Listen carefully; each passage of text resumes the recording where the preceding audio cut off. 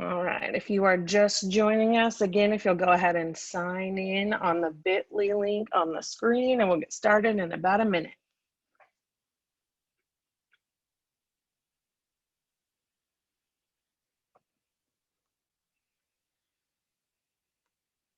Did y'all enjoy the study abroad talk today? Yes, it really it was like a big thing like for me and Andrea, like we felt so motivated. And then after watching the Beijing one, Andrea said she was crying and I was like, okay, calm down. But she's like, I'm kind of gonna have it like A lot of people in the chat were saying they were crying or they got tears. I it was didn't really enter. motivational. Johanna, you did too, or what? Nah? I wasn't crying, but I saw everyone that was talking about crying on there, and I was like, Yeah, it was let's motivating, but I wasn't crying. And I was just like, am I missing out on something? I was like it made me want to do it, made me want to sign up, but I don't know. And then Andrea, she was like, I have an existential crisis now because I don't know what I want to do with my life. And I was like, um, I don't know. You're going a little too far there, but I guess. Alicia, are they going to South Africa this year? Yeah, that's the plan. Okay, do you know when the sign up date is or like the application date? I don't, the best thing to do would be to go on DDCE's global site, study abroad site, and I'm sure they have application info there. Okay, I think me and Victor want to go because Hey, we didn't get to go last year. Victor, tell him I said hi. Oh, Victor? Yeah, for sure I will.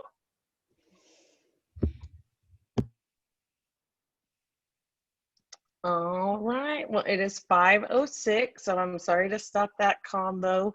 But to answer your question about study abroad, Rodney, they have not shared that information with the whole team yet. So I'm not sure if anything's finalized, but we will for sure get that out to you as soon as it is, if it's not already up on their website. But hello, everyone. I hope midterms and prepping are going really well right now. Thank you for showing up today. I know that evenings are very important to you all during this time of year. And so we are thrilled that you're here investing in your financial wellness. And so I'm going to go ahead and get started. Again, if you haven't logged in, please go ahead and do so and sign in for us. But all right, finances. Things I'm sure that you already know. The worst parts of adulthood are handling your own finances, cooking for yourself, being a working professional, which if you have not experienced yet, you will, making your own doctor's appointments, and not enough time for naps. Now, we can't really help you with the bottom four, but Alicia and I are really going to work on helping make you feel confident handling your finances. Finances are very important to me right now. I've spent the last, couple of years paying off as much debt as I can, trying to get into a house. I've learned a lot through process of elimination and really bad decisions that other people have made and decided to share with me. So we've taken a lot of personal experience and a lot of research to help give the information on this presentation for you. Alicia and I found out a little bit earlier that we may have over-prepared for the presentation, but rather than giving you a much longer version and going past this hour, we decided to go ahead and pare down our presentation, and then we will send out our full PowerPoint that we made that is a little bit more detailed and a little bit more user-friendly for you. So if you feel like this version doesn't have quite enough information on it that we talk about, the version that we send out after this workshop will, and we can help you with that and send that out soon. Some questions you might be asking yourself right now: why didn't I learn about financial wellness in high school? That's what a lot of people leave high school wondering. If the goal is to prepare you for adulthood, why does nobody talk to you about finances? Unless you chose those elective classes and they worked with your schedule. For some of you, this might be the first time you're learning about this kind of stuff. So we're going to do our best to start from the beginning, but also not cover too simple of concepts for you. Some of you might be wondering if moving to an off-campus apartment is a smart decision for next year, so we're going to talk about that for you. Some of you might be wondering how to make your financial aid last the entire semester. Some of you might be wondering how much of your income should you be spending on rent, bills, savings, fun. And some of you might be wondering about starting to get credit and building credit without getting yourself into debt. So today we're going to be talking about budgeting. I'm going to show you how to create a budgeting worksheet, identifying your sources of income and recurring expenses, and then categorizing your optional expenses. And then Alicia is going to talk to you about credit and savings. What is credit? How do you get it? What is the difference between good and bad credit? And how do you get a credit card? Things we will not be discussing today are stocks and bonds. That's a little bit more advanced in financial literacy. If you are interested in learning about that, we highly encourage you to speak to Dr. James Brown, who is a former LCAE employee. He just retired in the middle of this month, but he loves working with students, and he definitely loves talking about stocks and bonds. So we will give you his contact information if you don't have it already, and let you know how you can learn a little bit more about that.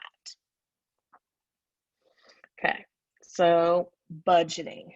Okay, you can't really go over budget if you never make a budget, so it makes you feel good about yourself, but the goal is to help you feel good because you're sticking to a budget and rolling with it. You've really got to start whenever you're making a budget for yourself by creating a budgeting worksheet. There are several software programs that you can use for this. Your online banking, if you have a bank account already, can actually, you can click on certain tabs and it'll show you how much you're currently spending. That's how I realized I was spending a lot of money on fast food in college, more so than I needed to be, more so than my rent some months. So your online banking can definitely help you there. There are also some really great online software programs you can use. Mint is one that my better half and I use. Pocket Guard, Clarity Money. There are many great software programs that sync directly to your bank account. So you enter in your bank account information and it will actually track your spending and categorize those for you so that you can end up with pie charts at the end of the month that tell you how you're breaking down your spending right now. There's also great software programs that do not require you to purchase anything and they don't sync to your bank account. Some people are a little bit worried about cybersecurity stuff. So Good Budget is a highly rated program for students who are wanting to not sync their bank account and do a little bit more entering in everything on your own. But most people start with do it yourself. They use Excel and Google Sheets, pen and paper. When I was in undergrad prepping for graduate school, I used Dave Ramsey's cash envelope method. So I gave myself so much money that I could spend on groceries each week. And if there was no money in the envelope for groceries, then I figured out what I had left over in my cabinets at home and made it work. For some of you, the cash method will work because you don't like tracking things and keeping up with stuff. But for today, we're going to use Google Sheets because it's a great program that you can access on your phone, on your computer. It's really user-friendly. It's going to automatically save for you no matter where you're at. And it's really easy for me to show you some great examples. The goal of using this Google Sheet too is to share it with you after this is over so that you can save a copy and use what I made for you, or to use it as a jumping off point to create your own. The basics whenever you're creating a budget for yourself, okay, you've really got to start with your income sources. What money is coming in to you? And then you want to look at your recurring expenses. So what money you know is going to go out. There's two great ways to categorize this. There's fixed expenses, and those are ones that are the same each month, like your rent or your Spotify bill. Whereas a variable expense is one that's going to change each month, like your groceries or your toll bill or your parking fines bill from Parking and Transportation Services if you are like I was when I was on campus and frequently getting those fines racked up. The last thing that you want to keep track of and organize is your optional expenses. So dividing your remaining income across the number of months that you have, and then dividing that into categories that help you come up with smart ways to spend your money. After we finish talking about this worksheet, I am going to talk to you a little bit about comparing the price of dorms versus the price of apartments, since many of you are freshmen and maybe haven't done that before, so that you have an idea about that. But for right now, I'm just going to go off of dorm prices on this example, because I know many of you are going to be still in the dorms. Okay, this budgeting worksheet, what I did was I broke it down into your income sources. So financial aid at the top, followed by your job and your financial aid that's left over after all of your UT bills. Then we're going to talk about fixed expenses. Then we're going to talk about your variable expenses. And then we're going to talk about everything at the end of the month, what you should have left over. And because I'm talking about things and it might be hard to follow me on the screen, feel free to unmute yourself and ask any questions that you have the entire time. That won't upset me or freak me out or anything. That way I can answer your questions in the moment. As you go down for your income sources, obviously you start off with how much financial aid are you awarded each semester.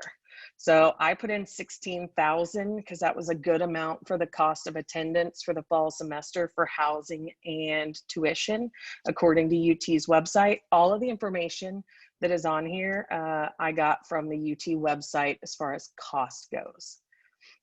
Tuition costs for the fall semester. If you were in the College of Business, you have the most expensive tuition, and that is $6,630 for the semester, whereas students in the College of Liberal Arts actually have a much lower, almost $1,000 lower tuition bill for the year. A lot of people don't understand why the cost is different.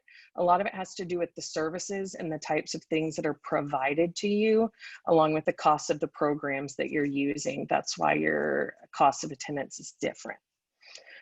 Housing and dining bill, if you were in the dorms, that is about $7,745 for the semester, which is kind of mind-blowing whenever we talk about apartments in a little bit. But that is the average. So some of you might be paying more than this, and some of you might be paying less depending on where you are. Textbook cost average is $454, and UT parking, if you're in the C lots, is $77 per semester for most students, for a total of $1,093.50.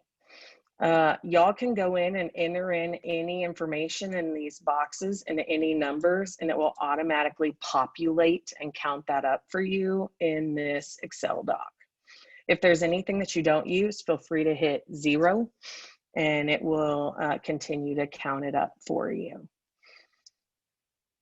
Okay, your job.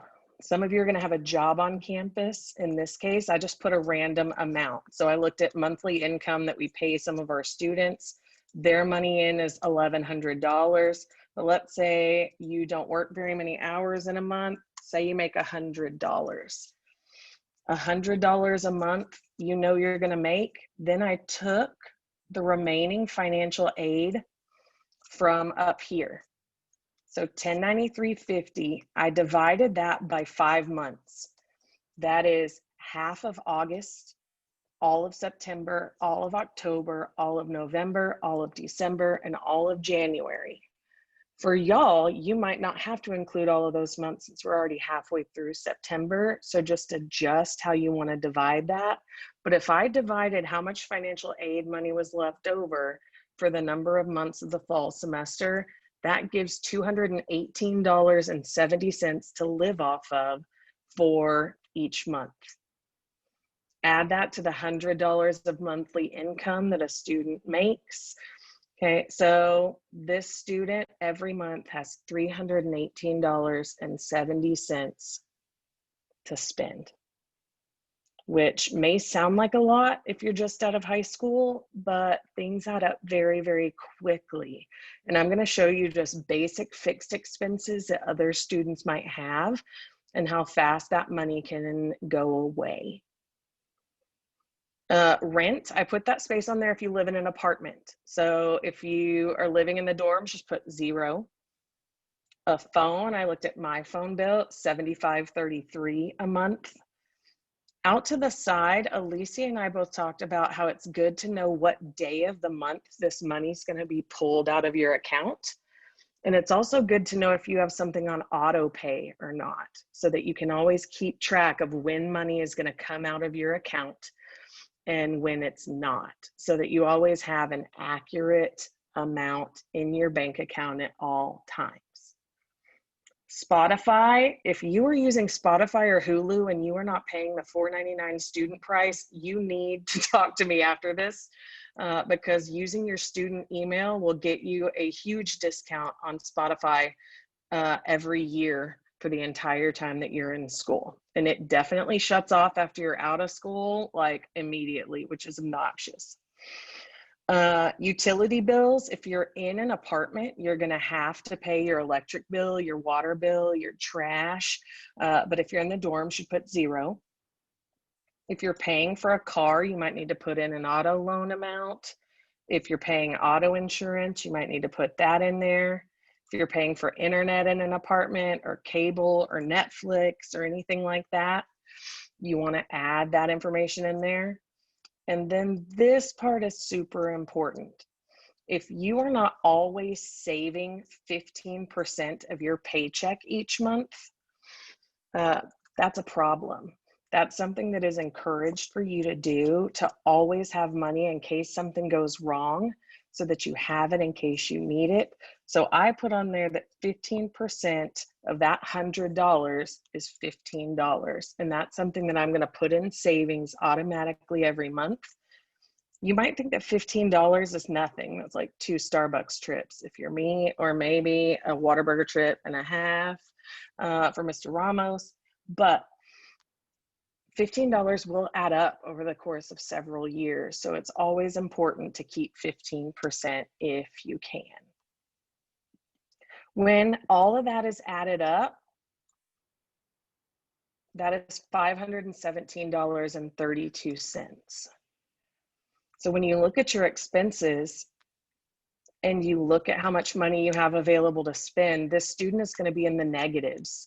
So they're going to have to find money every single month. So if you don't want to be loaning or asking parents or people who are close to you for money, you're going to have to work an extra couple of hours each month in order to pay that off.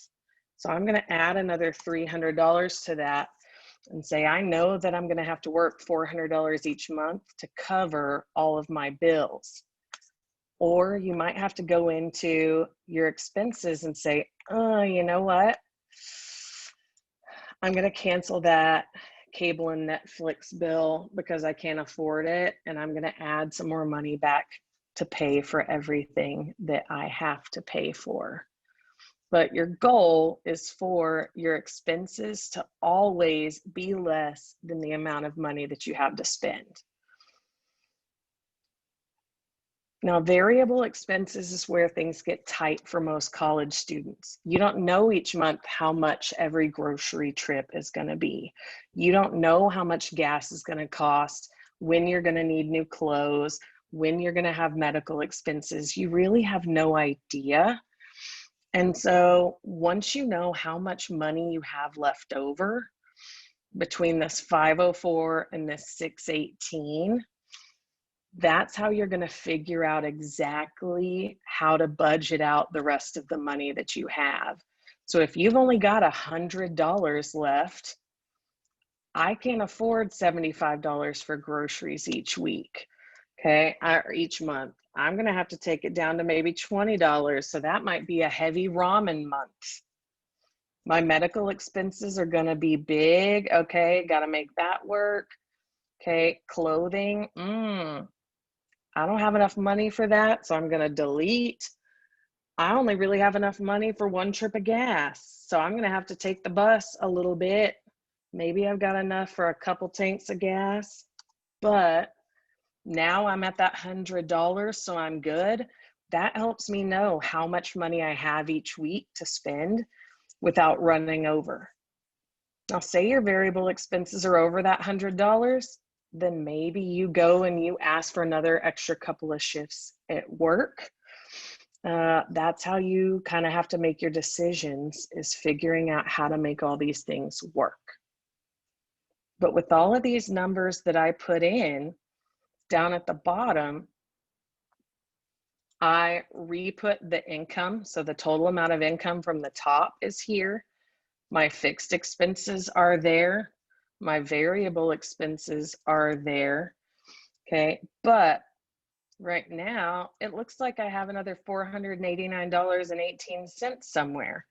So I was really off in my math somewhere. So then I'd go back up to the top and I'd play with the numbers and see where that mistake is.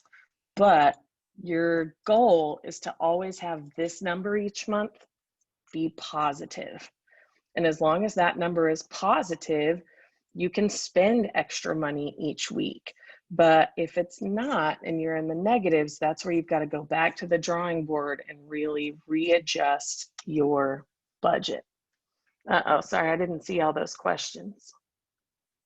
Okay, Alicia's got them. Okay, so that is the basics of creating a budget for yourself using all of your income and all of your expenses, and how you would make decisions on how to adjust those to make them even each other. Anybody have any questions before I move on?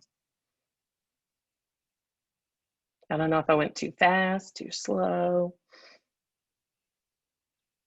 If you have a question, feel free to ask. Alicia is telling me I'm good.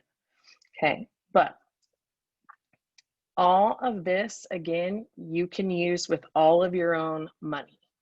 Now, say that you're like, how would this be different if I wasn't living in the dorms? Okay.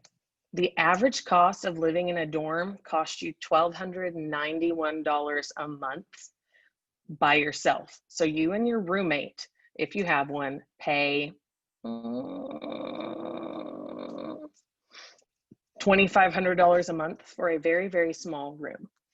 That price is for a roommate with a bath that is shared with 4 total people. That cost includes your internet and your cable and your food and $300 in Bevo bucks each semester. It does not include your UT parking cost, which I listed there for you. So that would be extra money on top of that. Now look at that $1,291 per month compared to here. Okay, now I'm gonna come back to it, but $1,254 per month is what it costs per person for an apartment. College apartments are really encouraged if you are going and getting an apartment.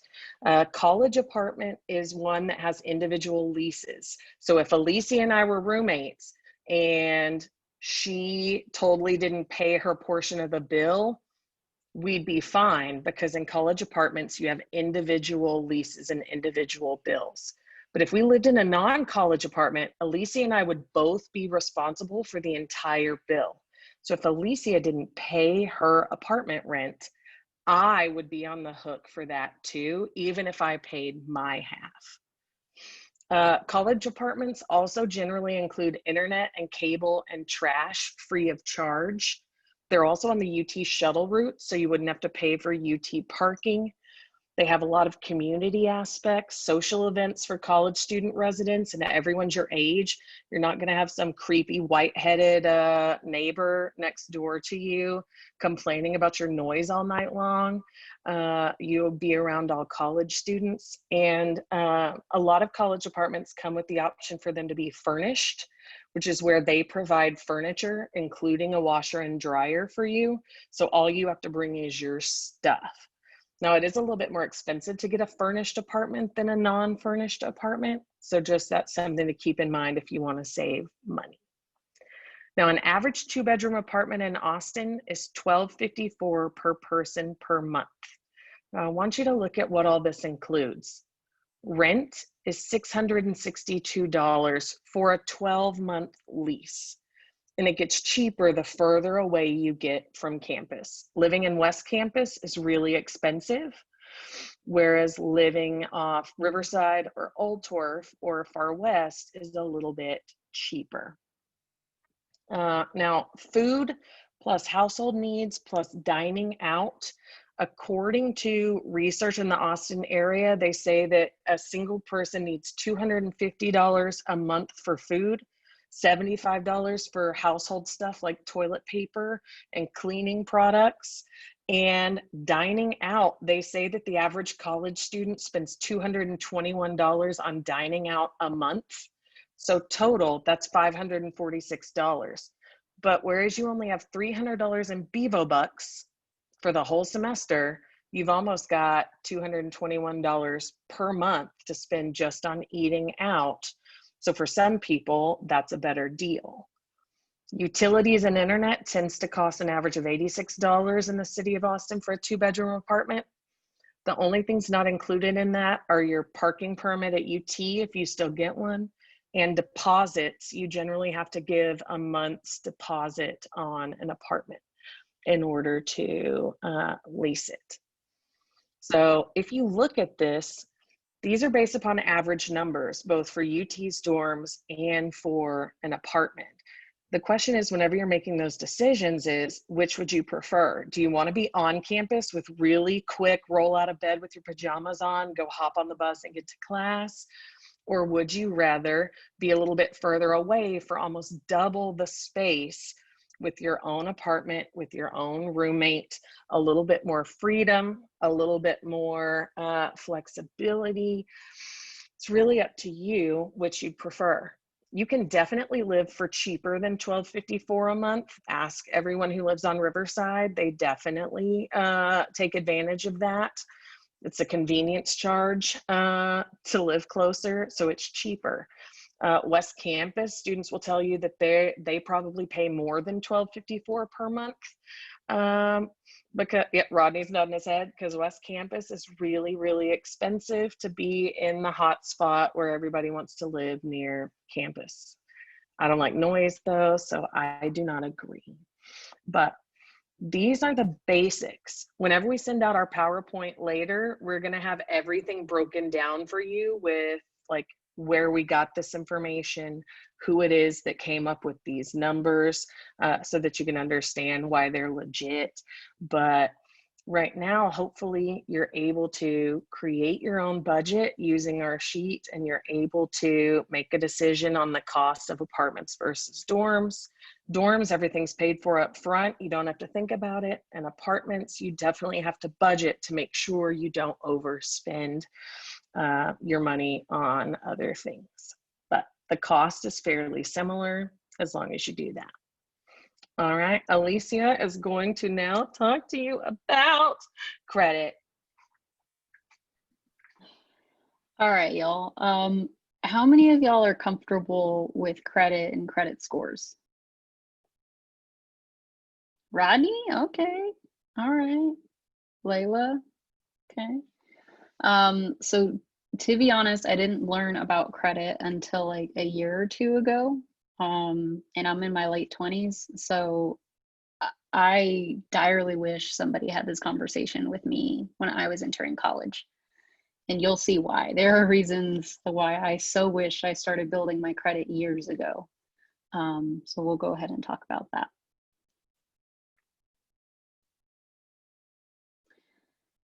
So what is a credit score and what is it used for? Mainly what you need to think about is trustworthiness. So lenders, bankers, home insurers, looking at car salesmen, they're all looking for whether or not you are trustworthy, right? Banks want to know if you know how to manage your credit and whether or not you can pay for things on time. So it basically is telling them whether or not you are a risk if they lend to you. It affects big and small purchases. So whether you're trying to get a car, you're trying to get a house, it even impacts you if you're trying to apply for an apartment lease. Many students don't know about that. It also impacts whether or not you can get a cell phone. It also impacts whether or not you get accepted or rejected for a credit card application. So credit scores can be a bit confusing, but these scores range anywhere from $300 to $850. The average is anywhere from $600 to $750 about. You want to be in the 700s. That's a good place to be. I am definitely not above 800, so.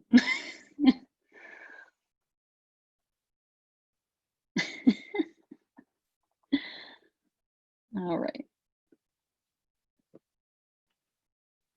So what does a good credit score mean? So remember, I was just talking about trustworthiness, right? So it tells creditors that you are not risky to be lending you money. It shows lenders that they can be more confident with you and confident that you're going to pay off your debts and anything that you loan, right? It also determines where your interest rates are going to be and your down payments, okay? So like for me, I didn't have a credit history when I was applying for a car for an auto loan. I had to get a cosigner because I didn't have any credit history and I didn't have a credit score, or my credit score was really low. I don't remember. But because of that, my interest rate on my auto loan is really high, which means I'm paying more in the end, right? And my down payment was high, right? The same thing could happen with a house, right?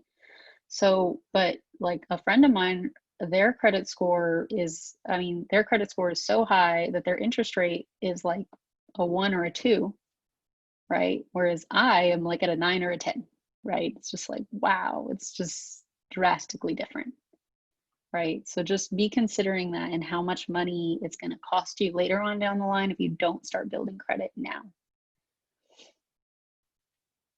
So what impacts your credit score and how do you build it? So the top thing that blogs are saying impacts your credit is a payment history.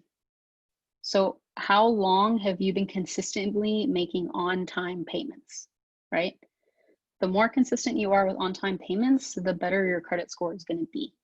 They also look at your total debt and amounts owed. So let's say you have a few credit cards and maybe you have an auto loan, right? That equals a total debt. So they want to know how much your total debt is and they want to know how much you owe in total, right? So they want to see a low debt amount. The next thing that they look at is the type of credit you have, the number of credits you have, and the age. What that means is like, it's one thing to have a credit card, right? Versus an auto loan versus a home loan. Those are all different types of credit. And you'll notice in those 3 examples, that's 3 lines of credit, right? So you're showing that you have a variety of credit. And also the age, right? So like my credit age is probably a year, maybe. So it's not that long. Whereas a friend of mine might be, 10 years of credit history, right? She's going to look a lot better to lenders than me, right? Because I'm not established. Okay, great.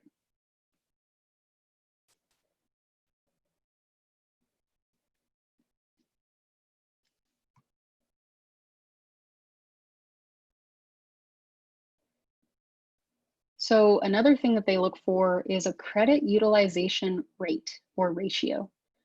What this means is how much of your credit in total, right, do you spend a month? So when I say in total, do you have several lines of credit and what does that equal to, right? So for me, the only line of, well, I have 2 lines of credit. The main line of credit that I have is my credit card, right? My other line of credit is my auto loan. So that is a total amount. So what you want to do is you never want to go over 30%. So right now I have a pretty small credit card. It's just $500 that I'm using for credit building. I should never spend over $150 of that card. every month, even though I have $500 there, right? They want to see that you're able to manage your credit. Another thing that they talk about is some people think they need to keep this balance, that I need to keep $150 or $200 on my account balance every month to build credit. That's also not true. You can pay off your credit balance every month, and you'll still earn credit. And the reason that they told me to do that is so that way I'm not paying interest ever. So I appreciate that.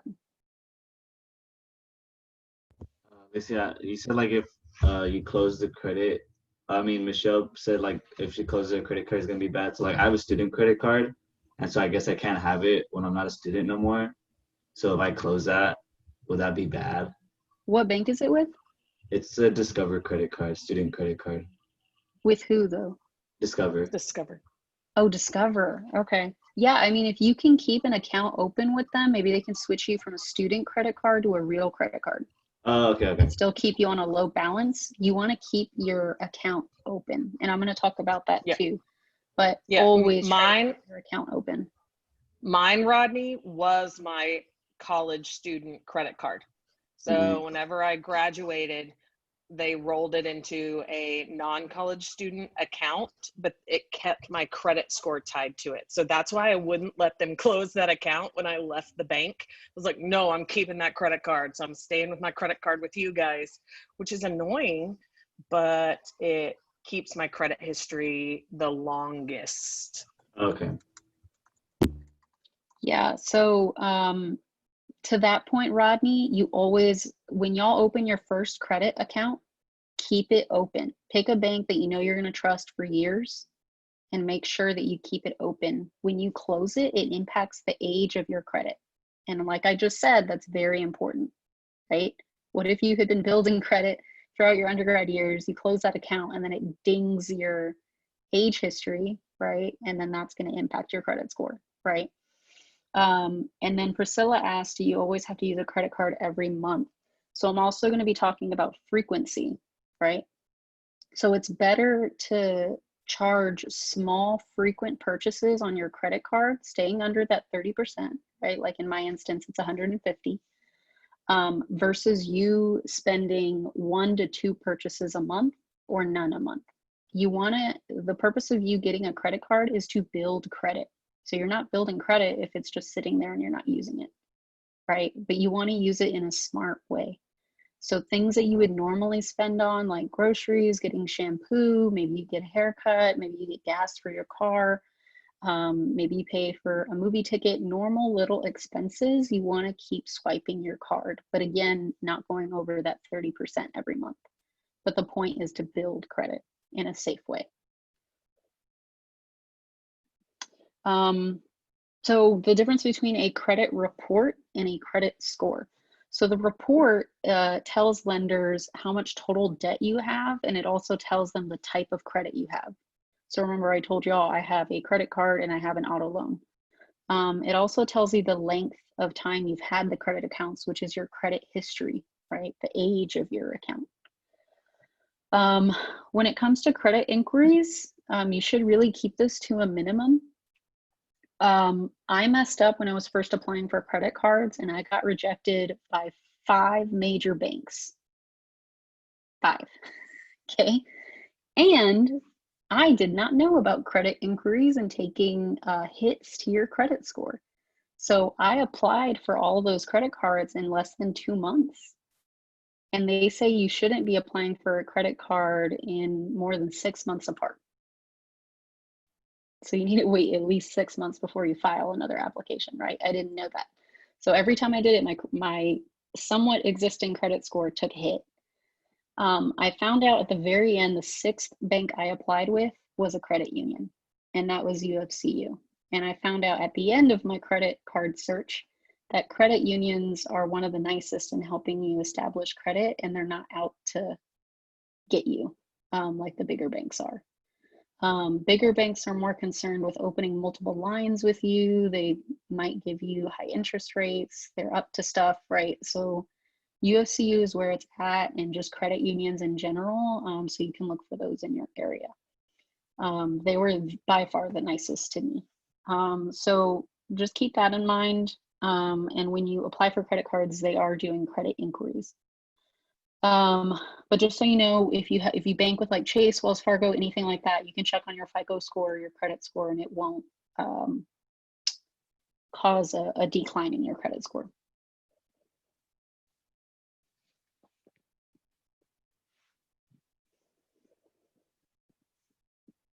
Okay, so this is the next part. How do I get a credit card, right? So these are the things they look for. So like I just said, applying for a credit card causes a drop in your credit score, so keep that in mind. The bank will primarily look at your credit report, which is, like I told you, it tells you the amount you owe, types of credit, the length of your credit. And it also looks at your credit score. Something I learned in my credit card journey is that they also check your annual income. That is mainly why I got rejected by all 5 banks, because I am a full-time student and make nothing each month. So they rejected me because of that, right? So keep that in mind. UFCU did not hold that against me, my annual income at all. So that was really great. And then once you open your credit accounts, like we said, keep them open. Closing your accounts can hurt your credit utilization, and it can actually reduce the age of your account. Student credit cards. Yeah, for sure. I'm going to talk about the different type of cards. All right. So there are several ways to get build credit. So you can become an authorized user.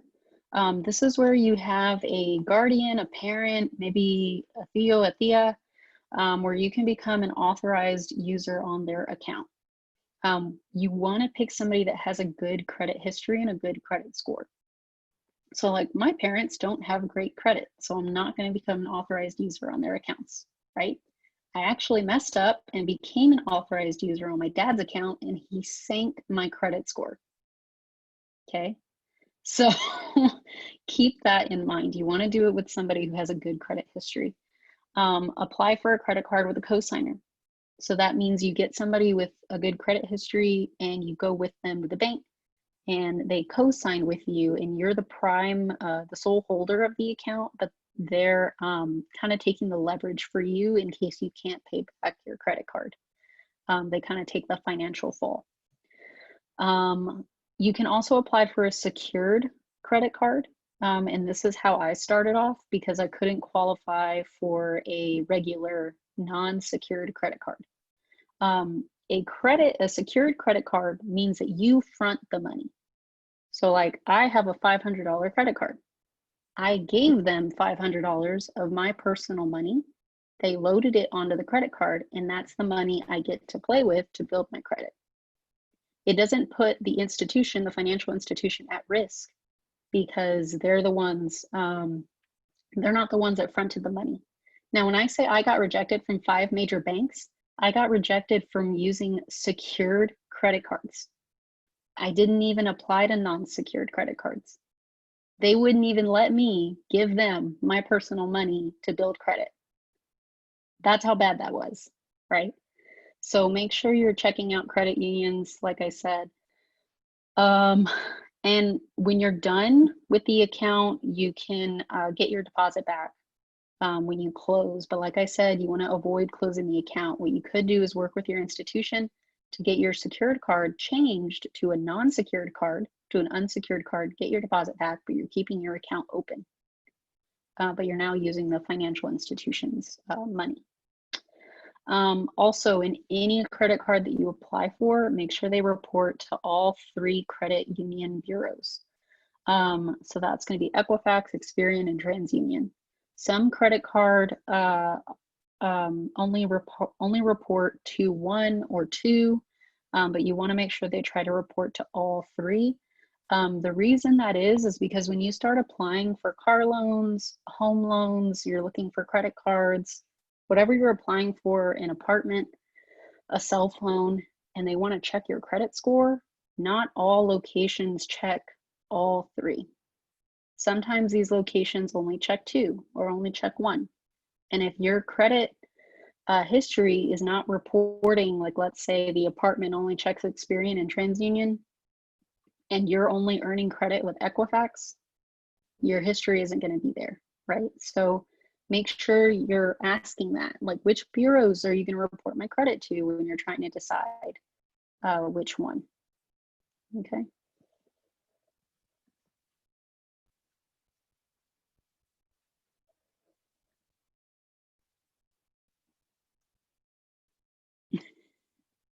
Thanks, Michelle. Sorry, I keep waiting for you to tell me next, and then you don't. Oh, my bad. Yeah. So when should you start? What should you look for when you're applying, right? So you want to check out the interest rates, and you want to also look at annual and monthly fees. The lower the better when it comes to interest rates. Like I said, when I was shopping for my auto loan, I wanted a lower interest rate, but I couldn't get one because of my credit score and credit history. So keep that in mind. They might hit you with that, but like I said, credit unions might be able to help you better there. Also make sure you're looking at fixed versus variable. That kind of gets back to what we were talking about with budgets. You want a fixed interest rate, that way it's not going to switch up on you, right? A variable means they're going to be able to flip that around a little bit. And then your annual and monthly fees, you want to see if you're going to get charged any fees for having an account open, a credit account. And like I said, you want to use it for small, frequent purchases. You do not want to use this card for things you can't afford, right? So I'm not going to use my $500 credit card to go buy $500 headphones, right? I would be maxing out my card, which doesn't look good to lenders. I would be going over my credit utilization rate, right? Way above 30%. I'm showing that I'm not able to manage the credit that you gave me, even though it's my own money, right? So just kind of think about that when you're trying to use your credit card. We listed out some options for you, like instances that you might be forced to use your credit card. Maybe you'll go over your credit utilization of 30%. Like if your laptop breaks, your car breaks down, you can't get textbooks, food insecurity, right? We hope that you're coming to the LLP staff first to talk to us and letting us know how we can help you in any way and pointing you to the resources that we can, like the food pantry and other things, or helping you with public transportation, or accessing the technical tools that you need. And also, you know, like I said, don't make any purchases that you can't pay back.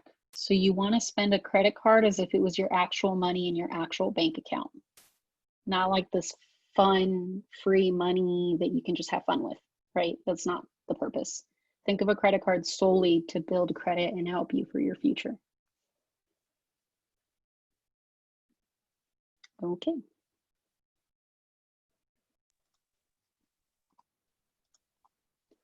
So that was a lot of information. Michelle, if you want to exit the share screen. Do y'all have any questions about budgeting or about credit? We know we threw a lot at y'all.